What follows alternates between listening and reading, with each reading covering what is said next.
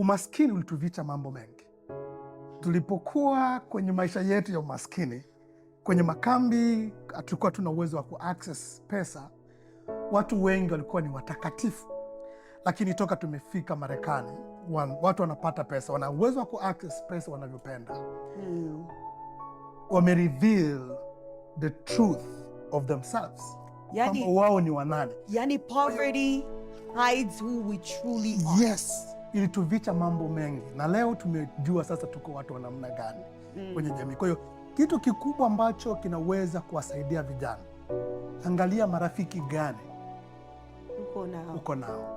Kwa sababu kuna msemo ambao unasema nionyeshe rafiki yako na nitakwambia wewe ni nani. Kwa hiyo ukihenga na watu ambao ni walevi, hata kama wewe hauna, wakiwa wawili ujue kwamba wewe ni mlevi watatu unakuja.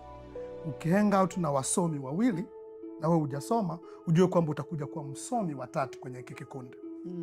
Ukihenga out na matajiri, ujue kwamba hata kama uko maskini, kwa sababu muda wote tutakuwa tunazungumzia kuhusu jinsi gani ya kufanikiwa, utakuja kuwa tajiri watatu.